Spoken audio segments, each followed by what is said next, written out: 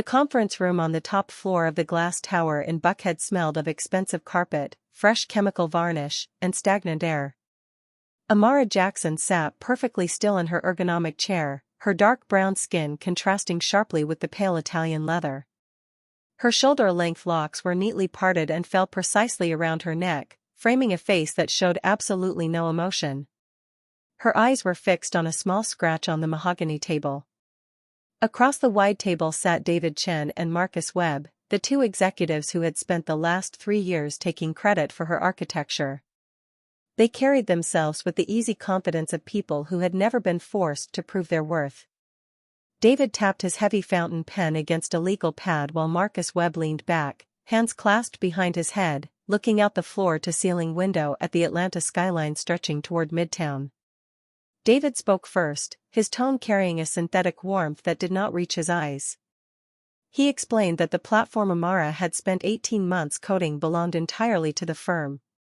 He used phrases like intellectual property agreements, standard corporate protocols, and company infrastructure.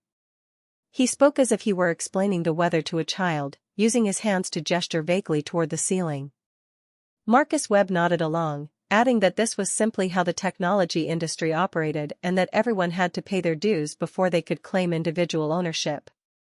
They were telling her that her mind was their asset, that the lines of code she had written during sleepless nights were merely property of the corporation. They presented a document with her initial employment signature highlighted in bright yellow ink, sliding it across the polished wood. Amara did not blink. She listened to the end of David's sentence, letting the final word hang in the quiet room until the silence became uncomfortable for them. Her response was controlled and precise. She did not raise her voice, nor did she lean forward. She stated calmly that the contract they were referencing applied to work done within the scope of employment, whereas the Artemis architecture was conceived and developed entirely outside company hours, on independent hardware, utilizing an entirely different logic model that did not touch the company network. She presented the facts like a mathematical proof, citing dates, server logs, and the specific clauses in the addendum they had overlooked. There was no drama in her delivery, only an undeniable clarity that made David freeze his pen midair. Marcus stopped rocking his chair, his hands dropping down to his lap as the corporate confidence leaked out of his posture.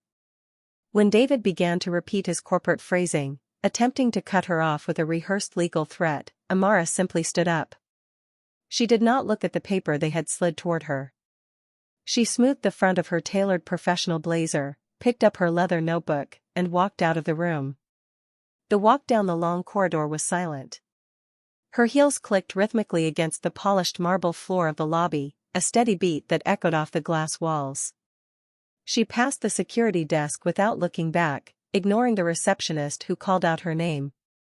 She stepped through the revolving glass doors and entered the heavy, humid Atlanta air. She did not stop at her car in the parking deck. She began to walk down Peachtree Road, her pace steady and deliberate, her eyes fixed straight ahead while the afternoon traffic crawled past her in a blur of metal and exhaust. The realization did not hit her in the high rise, nor during the long walk to her vehicle. It came 20 minutes later when she finally reached her car and pulled over near a small park in Inman Park. Sitting in the quiet cabin of her car, watching the sunlight filter through the massive oak trees, she looked at her hands on the steering wheel. She understood that the corporate structure would never allow her to own her genius. The decision was made in that quiet moment. It was not a choice born of anger or a sudden burst of adrenaline, but of absolute necessity. She knew the architecture was flawless, and she knew they could not replicate it without her. She reached into her bag, turned off her corporate phone, and placed it gently in the glove compartment. She would build it herself, from the ground up, where no one could claim the foundation. 2 days later, Amara stood inside a drafty, 2-car garage in East Atlanta.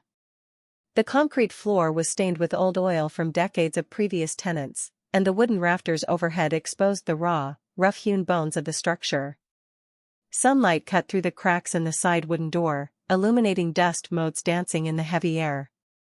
This was the space she had rented with the last of her savings, a small structure tucked behind an old Victorian house surrounded by overgrown weeds and pine trees. It was far from the polished glass and air-conditioned luxury of Buckhead, but it was entirely hers. She spent the morning sweeping the floor, clearing away spiderwebs, and mapping out the electrical outlets with a small yellow notebook. Kesha and Marcus arrived together just after noon. Kesha carried a heavy plastic bin loaded with high-end server components, her medium brown skin glistening slightly in the Georgia heat. She had her natural hair tied back neatly in a tight style, her sharp eyes immediately scanning the electrical outlets along the garage wall with the practiced eye of a systems engineer. Marcus followed her, carrying 2 heavy monitors under his arms, his muscles straining against his gray t-shirt. His dark skin and neat fade haircut gave him a sharp, focused appearance. He set the monitors down on a makeshift plywood table supported by plastic sawhorses and looked at Amara.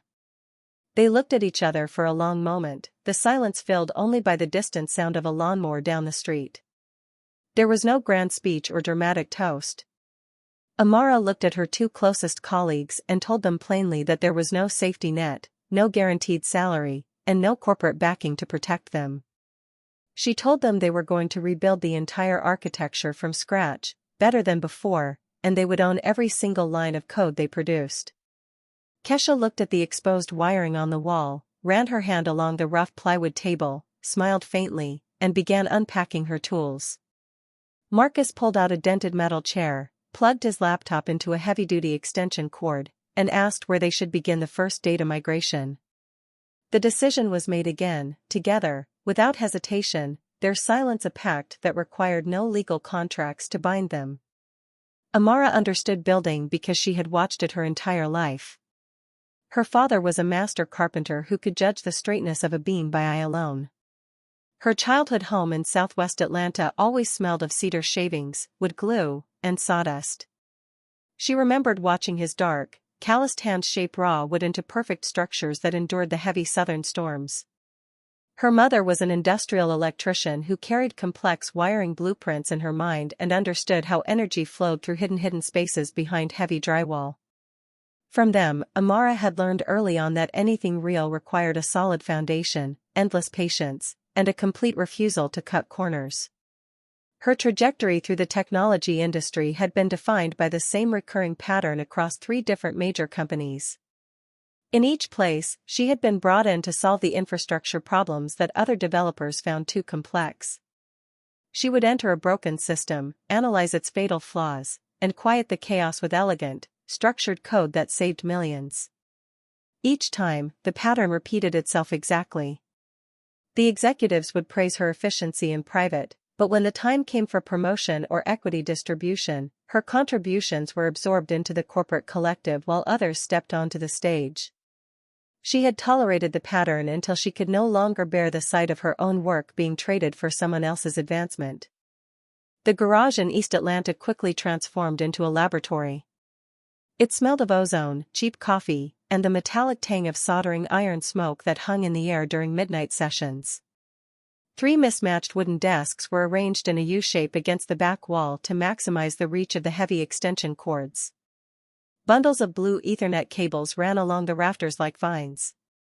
In July, the Georgia heat became an active opponent, forcing them to work in front of heavy industrial fans that droned constantly, vibrating the plywood tables and making their notes flutter.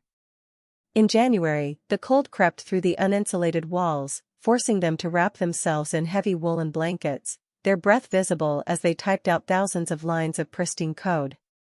During the first 4 months, they focused entirely on building the core engine of Artemis. They worked 14 hours a day, 7 days a week, without a single break. Amara lived on a strict routine of coding, reviewing Kesha's system architecture, and checking Marcus's database optimization. There were no meetings, no status updates for middle management, and no performant corporate language to slow them down. There was only the work. They communicated in short, functional sentences, their movements synchronized by months of shared focus. They knew the risks, but they also knew the power of what they were creating. The moment they knew it worked arrived at 3 o'clock on a Tuesday morning in late November. The garage was freezing, and the only light came from the blue glow of 6 monitors. Marcus had initiated a stress test that simulated 5 million concurrent data transactions across a fragmented network, a scenario that would have crashed their former employer's infrastructure within seconds. The progress bar reached 99%, paused, and then turned bright green. The system did not just handle the load, it optimized the data routing in real time, reducing latency to near zero. Kesha stood up slowly from her chair, her eyes wide as she looked at the logs. Marcus stared at the screen, a slow, certain smile breaking across his face. Amara looked at the terminal, leaned back, and took her first deep breath in months. Their first client was a Black-owned financial services firm based in downtown Atlanta. The CEO was an older woman who had spent 30 years navigating traditional banking systems and knew exactly what software limitations felt like. Amara did not bring a glossy slide deck or marketing materials to the meeting. She brought a single laptop and demonstrated the Artemis engine using the client's own historical data sets. Within 10 minutes, the CEO saw her operational costs drop by 40% on the screen. She signed the contract on the spot, using a simple fountain pen. Word began to spread through the independent business ecosystem in the Southeast. Artemis did not rely on expensive advertising, it relied on the fact that its code never failed. They grew from 8 clients to 24, then quickly to 47. The garage became crowded with extra servers and storage racks. The physical space could no longer contain the infrastructure they were managing. When they finally moved out of the garage into a modest brick building in West End, they did not celebrate with a party. They packed their own boxes, loaded them into Marcus's truck, and set up their desks in the new space before nightfall. The new office had proper air conditioning and a small kitchen, but the culture remained exactly the same as it had been in the garage. For 3 years, none of them took a salary. They lived entirely on their savings and small, irregular stipends drawn from early client retainers, just enough to cover rent and groceries. Amara sold her luxury car and bought a dented sedan. Kesha moved back into her family home to eliminate rent entirely. Marcus lived on a strict budget that left no room for entertainment or dining out.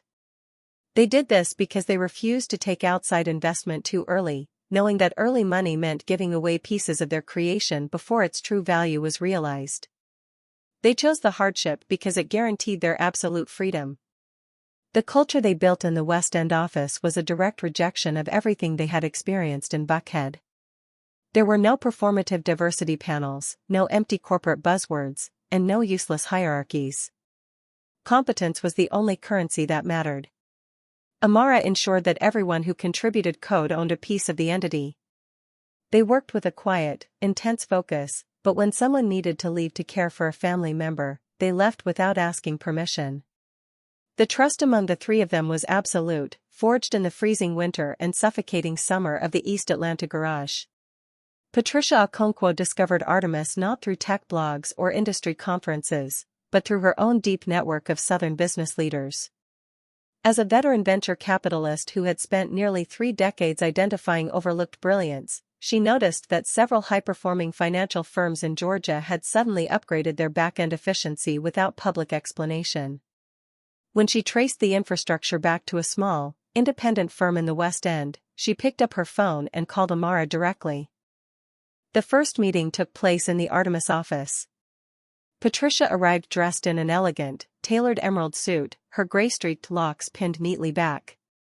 She did not look at the modest furniture or the exposed brick walls, her eyes went straight to the server architecture maps pinned to the whiteboard.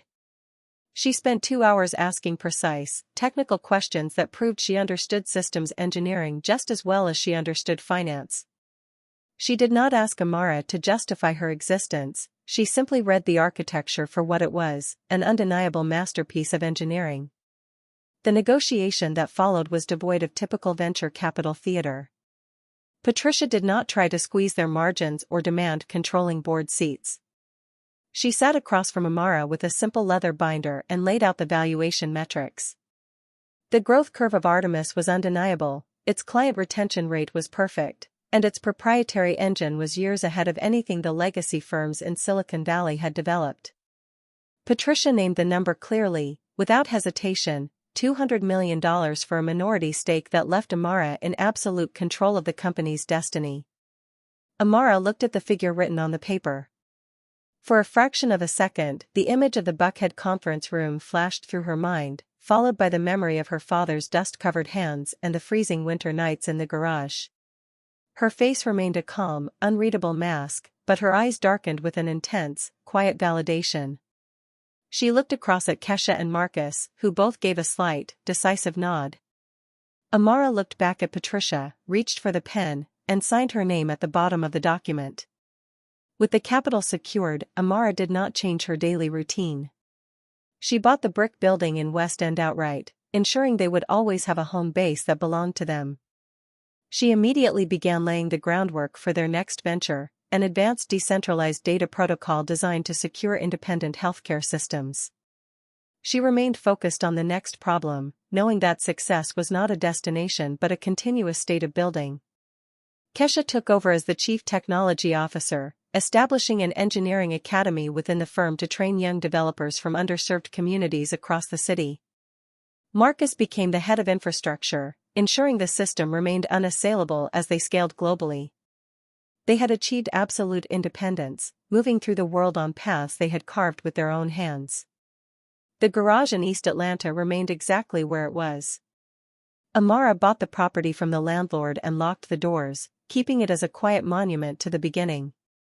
The oil stains remained on the concrete floor, and the wooden rafters still held the hooks where their first network cables had hung. It stood as a silent testament to what could be achieved when you refused to ask for permission. Amara Jackson had walked into the corporate towers of Atlanta as an employee whose ideas were treated as commodities to be stolen. She had walked out, gone into the shadows, and built something so massive and undeniable that the world had no choice but to meet her on her own terms. She had proved that when the work is real, the recognition is not a gift, it is an inevitability.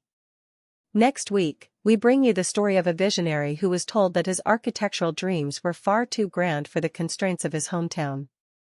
Instead of shrinking his designs, he moved to another territory, laid his foundations there, and brought his completed empire back when the city was finally ready to understand its scale. Do not miss it. This has been Black People Stories. Subscribe, share, and remember, do not ask permission to build what you know is real. Build it. Keep it. The work speaks for itself. The morning sun had barely cleared the horizon when Amara arrived at the Buckhead Tower for what would be her final day as an employee. The glass facade reflected a cold, metallic blue, a stark contrast to the heavy heat that always settled over Atlanta by midday. She rode the elevator in silence, watching the floor numbers climb toward the executive suites. When she stepped onto the plush carpet of the top floor, she could already feel the subtle shifts in energy. The administrative assistants avoided her gaze, focusing intently on their screens, while middle managers moved briskly through the corridors with printed folders tightly gripped in their hands. They knew what was about to happen. They had seen this machine operate before, absorbing the labor of engineers and turning it into corporate equity for the men at the top. Amara walked past the glass partitions, her movements precise and unhurried. She carried nothing but her leather notebook and a single flash drive containing the encrypted local logs of her independent research. She knew every line of code by heart, every branch of the architecture was etched into her mind through months of deliberate, solitary execution. When she reached the main conference room, David Chen and Marcus Webb were already seated, their laptops open, surrounded by printed contracts that bore the company heavy gold logo. The air in the room was overly chilled, a clinical environment designed to make people feel exposed and vulnerable. David did not waste time with pleasantries. He opened a presentation that displayed the system topology of the platform Amara had built. He called it a corporate breakthrough, an asset that would secure the firm's next round of venture capital funding. He spoke with the unearned authority of a man who had never spent a single night debugging an asynchronous data stream or tracing a memory leak through a complex microservices architecture. Marcus Webb leaned back, his eyes tracking Amara's face, searching for any sign of hesitation or fear. He chimed in to remind her that under the terms of her employment, any conceptual design produced during her tenure was deemed an invention of the corporation, a mere byproduct of the resources they had provided. They were attempting to rewrite history in real time, transforming her individual genius into a line item on their corporate balance sheet. They spoke of her work as if it were a natural resource they had discovered and mined, completely discounting the intellect required to forge it. Amara sat perfectly still, her hands resting flat on the mahogany table, her dark brown skin absorbing the harsh fluorescent light. She let them speak for 20 minutes without interruption, observing the precise cadence of their manipulation, mapping their legal strategies as if they were nothing more than poorly written algorithms.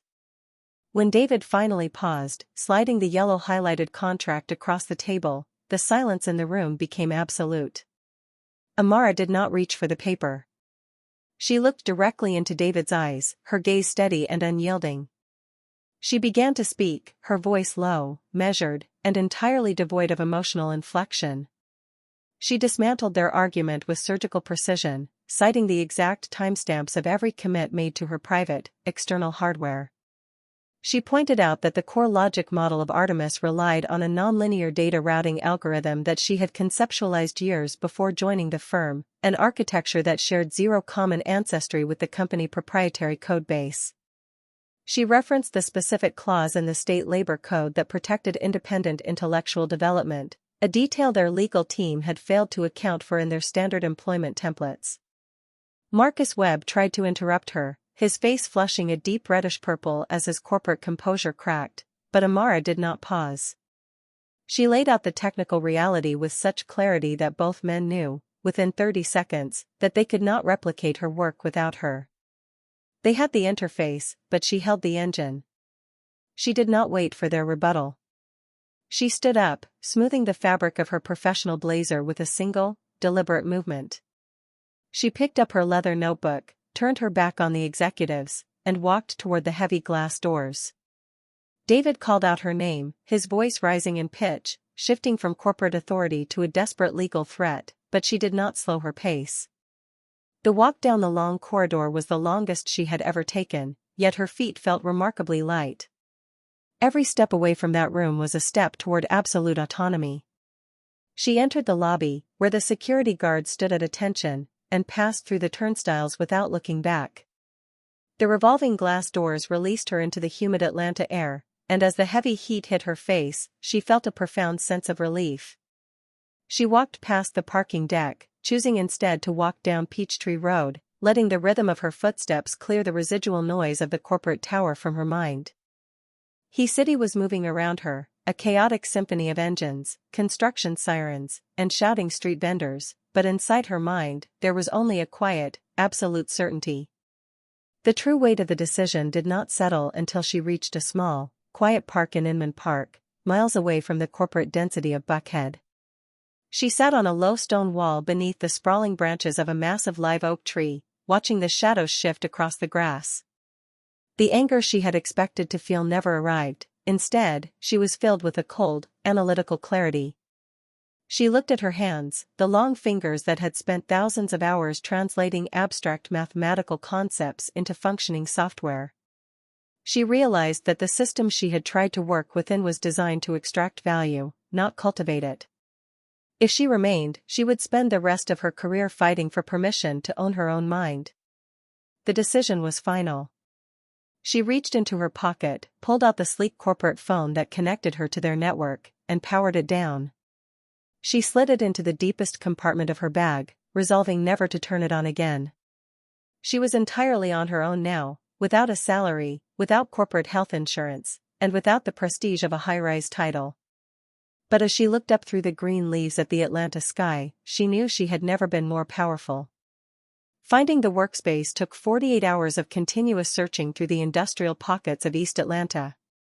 She didn't want a modern co-working space with free coffee and aesthetic lighting, she needed a bunker, a place where they could operate without observation or interruption.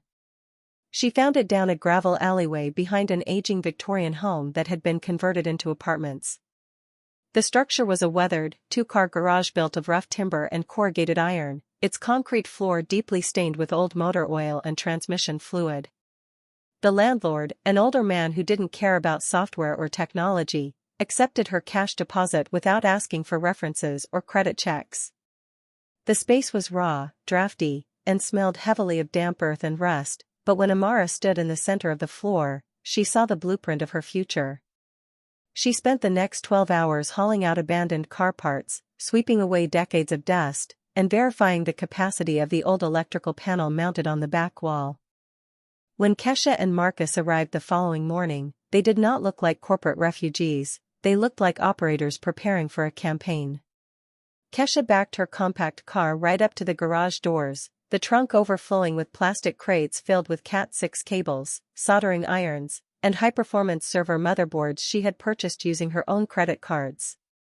Her medium brown skin was beaded with sweat, but her eyes were bright with an intense, focused energy. She immediately walked to the electrical panel, pulling a digital multimeter from her pocket to test the voltage across the circuits. Marcus stepped out of the passenger side, carrying two heavy 27-inch monitors under each arm as if they weighed nothing at all. His dark skin and sharp fade gave him a military posture, his expression serious and unyielding.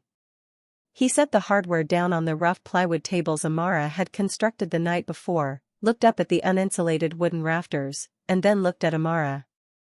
The conversation that followed lasted less than 5 minutes. They stood in a small circle in the center of the oil-stained concrete, the heavy summer air hanging thick between them. Amara told them clearly that there would be no safety net. The money she had pooled would cover the rent on this garage and the basic electricity costs for 6 months, perhaps 8 if they managed their consumption. There would be no monthly paychecks, no benefits, and no recognition from the industry. They would be ghosts, working in the dark to build a platform that the world would likely ignore until it was too big to suppress. Kesha looked at the multimeter reading, snapped the plastic cover shut on the electrical panel, and said the circuit could handle the load if they ran a dedicated line for the secondary server racks. Marcus pulled a folding chair up to the plywood desk, flipped open his personal laptop, and asked for the root access credentials to the local repository. The agreement was sealed not with signatures, but with the immediate sound of hardware being assembled. Amara spent the rest of the day watching them work, her mind reflecting on the lineage that had brought her to this concrete floor. Her father had been a master carpenter in southwest Atlanta, a man who spent 40 years transforming raw, knotty pine and rough oak into structures that never sagged or creaked. He had taught her how to handle a framing square, how to calculate the pitch of a roof, and how to respect the grain of the material. He used to tell her that a poor craftsman blames his tools, but a true builder knows how to make the material yield to his will. Her mother had been an industrial electrician who wired the substations that powered the expanding city. She was a woman who could trace a short circuit through miles of hidden conduit by relying on pure logic and a deep understanding of electrical potential. Amara had grown up at kitchen tables covered in wiring diagrams and architectural blueprints, learning that anything of permanence required an absolute devotion to structural integrity. She wasn't just building software, she was applying the generational trait of her parents to the digital landscape.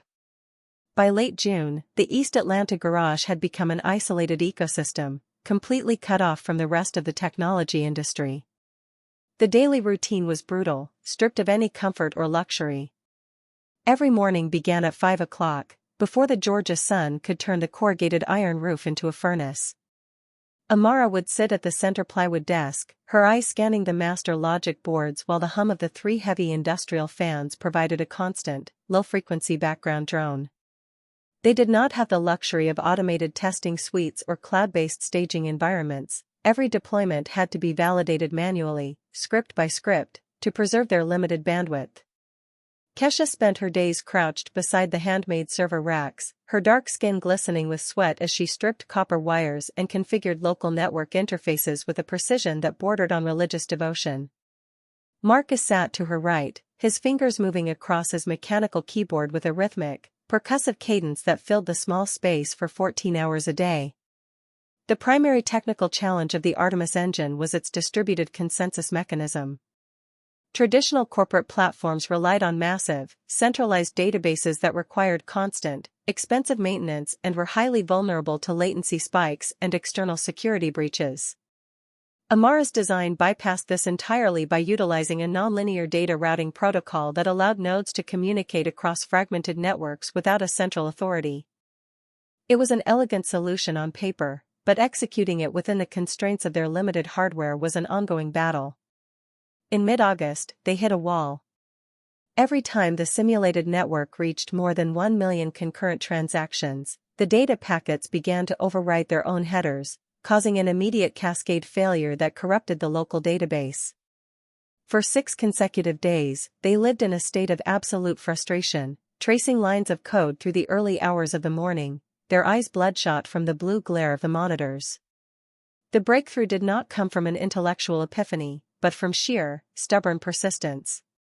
On the 7th night of the data corruption crisis, the temperature inside the garage had dropped slightly, bringing a cool breeze through the cracked wooden door.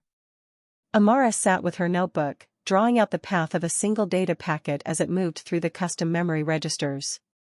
She noticed a minute delay in how the memory was being cleared between transaction cycles, a fraction of a millisecond that Marcus's database optimization script was failing to catch. She didn't say a word. She simply reached over, tapped Marcus on the shoulder, and pointed to the line of code on her paper.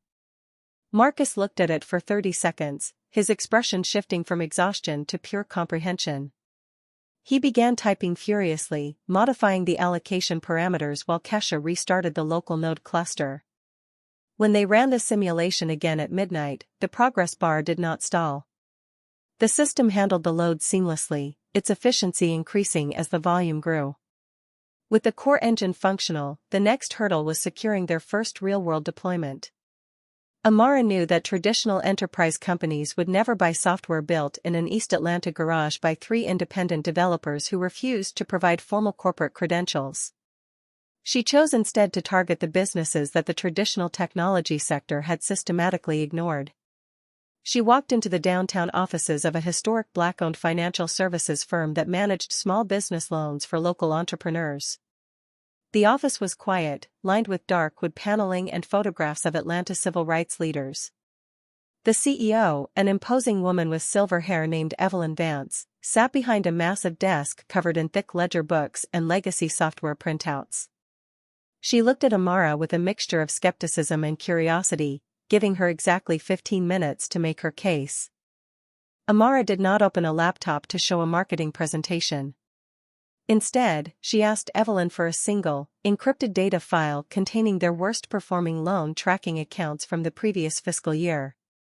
While Evelyn watched, Amara connected her laptop to the firm's local network bridge and initiated the Artemis engine.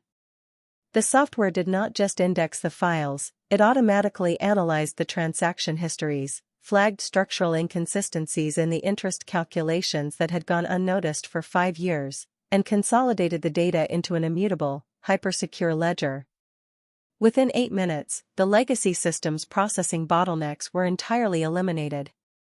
Evelyn looked at the clean, real-time analytics interface on Amara's screen, then looked up at Amara's calm, dark eyes.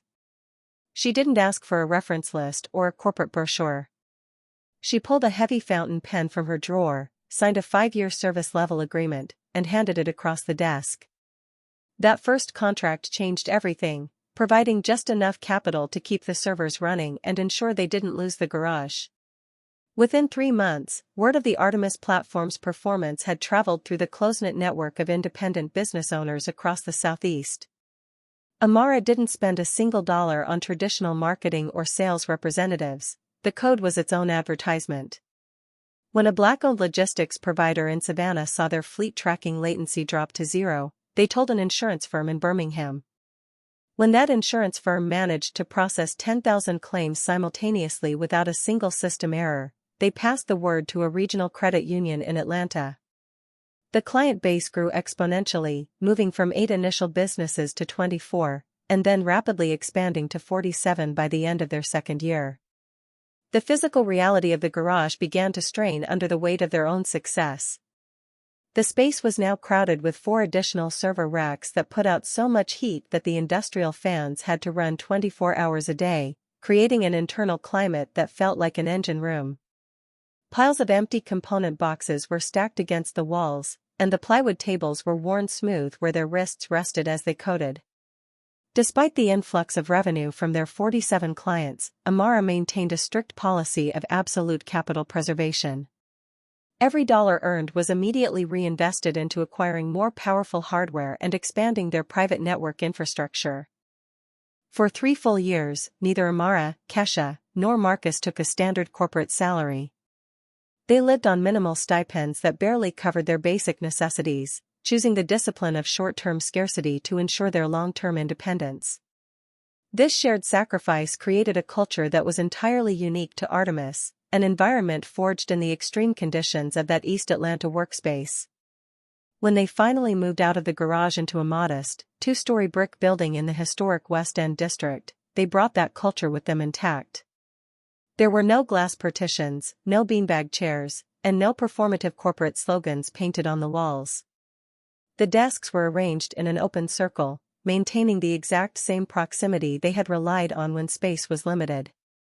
They didn't hire human resources executives to design cultural initiatives. They hired brilliant, unconventional developers who had been sidelined by major tech firms because they lacked traditional degrees or corporate pedigree. Amara looked for people who understood structural logic from the ground up, individuals who possessed the same raw, building energy that her parents had passed down to her. By their 5th year in the West End brick office, the name Artemis had become a whispered legend among the top tiers of venture capital firms from New York to Silicon Valley.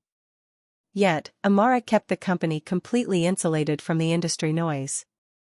She never responded to inbound emails from analysts, she never attended the standard networking galas in Midtown, and she didn't allow her team to do press interviews. The work was their armor, and its performance was undeniable. Patricia Okonkwo had been watching this trajectory for 24 months. Having spent nearly 30 years navigating the predominantly white, male-dominated financial structures of the Northeast before establishing her own private fund, Patricia knew exactly how to spot transformative shifts in infrastructure. When she noticed that 7 of the most stable, independent financial houses in the South had quietly migrated their entire compliance ledger architecture to a single provider without a single public announcement, she knew she had found something monumental. The first meeting did not happen over an expensive lunch or in a high-rise office. Patricia arrived at the West End brick building at 2 o'clock on a rainy Thursday afternoon. She stepped inside the lobby, shaking the water from her umbrella, her eyes taking in the clean, unpretentious lines of the workspace. There were no decorative corporate banners, only shelves lined with technical manuals, hardware schematics, and raw engineering components. Amara met her at the door, her professional tech attire impeccable, her shoulder-length locks falling precisely into place. They walked up the iron stairs to the second-floor conference area, where a massive whiteboard was covered in hand-drawn system topology diagrams. Patricia didn't look at the financial projections Amara had laid out on the table. Instead, she stepped directly up to the whiteboard, studying the nonlinear data routing layers with a sharp, analytical gaze. For 2 unbroken hours, the conversation remained entirely technical. Patricia did not ask about their marketing budget, their user acquisition cost, or their exit strategy. She asked about their consensus mechanism under Byzantine fault conditions, their memory allocation efficiency, and how the architecture managed data persistence when communication links were severely compromised. Kesha and Marcus joined the room, their precise, data-driven answers matching the intensity of Patricia's questions. Patricia listened with a deep, knowing respect, recognizing that these 3 individuals had built an enterprise-grade infrastructure without a single dollar of institutional help. She saw the lineage of their patience in every line of code displayed on the testing terminal. This was not a startup designed to be flipped for a quick profit, this was a utility designed to endure for generations. When the technical review was complete, Patricia sat back down at the table, opened her simple leather binder, and laid out a single sheet of paper. The paper contained no complex legal jargon, no restrictive covenants, and no performance milestones. It contained a single, clear valuation that reflected the absolute reality of what Artemis had built. Patricia looked directly into Amara's eyes and stated the number clearly, $200 million for a 20% minority stake. The investment was structured to leave Amara with absolute voting control, an unassailable majority on the board, and the complete freedom to steer the company's future without outside interference. It was an acknowledgement of their worth that required no negotiation, no compromise, and no performative theater. Amara looked down at the paper, the black ink of the number sharp against the clean white page. For a fraction of a second, the image of the Buckhead conference room flashed across her consciousness, the cold look on David's face, the empty corporate promises, the assumption that her intellect could be easily stolen. She remembered the sound of her father's hammer hitting cedar beams, the smell of her mother's electrical tape, and the freezing winter nights in East Atlanta when her fingers were too stiff to type. Her expression remained an unreadable mask of absolute control, but her eyes filled with an intense, quiet validation. She did not look surprised, because she had always known this was the true value of their labor. She looked at Kesha, then at Marcus, seeing the silent pride reflected in their eyes. Amara reached into her blazer pocket, pulled out her pen, and signed her name with a steady, deliberate stroke. The influx of capital changed the scale of their operation, but it did not alter the core of who they were. Amara used the first portion of the funds to purchase the West End brick building permanently, along with 3 adjacent properties, ensuring that the local community would always have an independent center for technological innovation. She didn't buy a luxury vehicle or move into an exclusive neighborhood. She remained in her home in Southwest Atlanta, her daily focus entirely dedicated to the next engineering challenge. She immediately began design work on their next protocol, a decentralized data security platform built specifically to protect independent healthcare providers from systemic data breaches. The work continued without interruption, driven by the same quiet intensity that had sustained them from the beginning. Kesha moved into the role of Chief Technology Officer, establishing a fully funded engineering academy on the first floor of their building.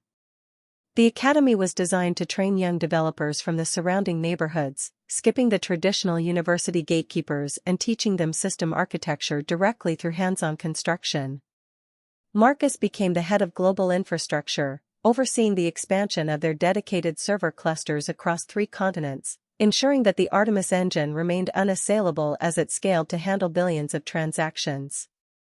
They had achieved absolute, undeniable independence, navigating the global technology market on a path they had carved entirely out of their own collective willpower. The garage in East Atlanta remained unchanged. Amara tracked down the original landlord, purchased the property outright, and locked the wooden doors. She did not renovate it, she did not convert it into a sleek historical monument, and she did not open it to the public. She left it exactly as it was on the day they walked out. The dark oil stains remained etched into the concrete floor, the plywood tables still bore the marks of their hardware setups, and the old yellow notebook containing their initial circuit diagrams sat quietly on a shelf in the corner. It stood as a silent, private testament to the period when there was nothing but 3 people, a freezing room, and an unshakable belief in their own capability. Amara Jackson had walked into the corporate glass towers of Buckhead as an employee whose ideas were treated as mere commodities to be extracted and controlled. She had refused to let her mind be diminished by their structure, choosing instead to walk away into the margins of the city. She had gone into the dark, put her hands to the raw material, and built an empire so massive, clean, and undeniably superior that the entire industry had no choice but to accept her terms. She had proven to the world that when the foundation is solid, when the patience is absolute, and when the work is entirely real, the recognition is not a gift to be requested. It is an inevitability. Next week, we bring you the compelling story of a visionary designer who was told that his architectural blueprints were far too grand for the narrow constraints of his hometown. Instead of shrinking his horizons or compromising his lines, he packed his instruments, moved to another territory entirely, laid his concrete foundations there, and brought his completed empire back home only when the city was finally mature enough to understand its scale. Do not miss it. This has been Black People Stories. Subscribe, share, and remember, do not ask permission to build what you know is real. Build it. Keep it. The work speaks for itself.